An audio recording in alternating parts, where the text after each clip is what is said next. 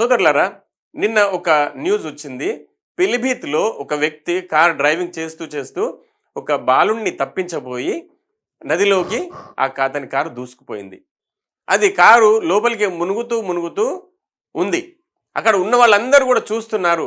కేకలు వేస్తున్నారు. అంతలో ఒక ముస్లిం వ్యక్తి వచ్చి చిన్న పడవలో అతని దగ్గరికెళ్ళి అతన్ని ఆ మునిగిపోతున్న కారులో నుండి అతన్ని అతి కష్టం మీద బయటకి తీసి అతని ప్రాణాలు కాపాడినాడు. ఆ కాపాడిన వ్యక్తి ఒక ముస్లిం. మరి ఈ ముస్లింలు తమ ప్రాణాలను అడ్డుపెట్టి ప్రాణాలకు తెగించి ఇతరులను కాపాడటానికి ప్రయత్నిస్తున్నారు, కాపాడుతున్నారు కూడా.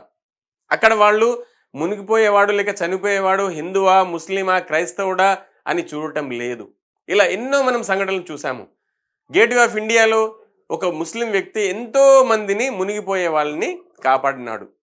అదేవిధంగా ఖమ్మంలో సుభాన్ అనే వ్యక్తి 9 మందినో 10 మందినో కాపాడినాడు. మరి ఇలా ఎంతో మందిని ముస్లింలు కాపాడుతూ ఉన్నారు.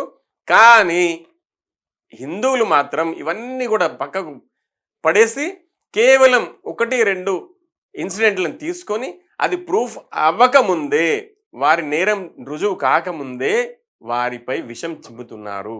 మరి ఇలాంటి సంఘటనలు జరిగినప్పుడు వీరిని ప్రశంసించాలి కదా, మరి ప్రశంసించడం లేదు. ముస్లిం అనే వ్యక్తి ఇతరులకు హాని కలిగించాడు. ఎక్కువ శాతం తనకు చేతైన సహాయం చేయాలని అతను అనుకుంటాడు తప్ప ఇతరులకు హాని కలిగించాలి, ఇతరులకు అన్యాయం చేయాలి అని ఎప్పుడు అనుకోడు. సోదరులారా, కొందరు వారి తమ స్వార్థం కోసం చేస్తున్నారు కావచ్చు. అది కూడా ప్రూఫ్ అయిన తర్వాతనే అనాలి. ప్రూఫ్ కాకముందు, రుజువు కాకముందు వారిని అనకూడదు, వారిని దోషులుగా అనకూడదు. వారు ముద్దాయిలుగానే ఉంటారు. ఇలా తమ ప్రాణాలకు తెగించి కాపాడేవారు చాలా ముస్లింలు ఉన్నారు. సోదరులారా, ఈ భారతదేశంలో పుట్టి ఈ భారతదేశంలోనే ఉండాలి, నేను ఇక్కడే చనిపోవాలి అని బై చాయిస్ ఇక్కడ ఉన్నారు ముస్లింలు.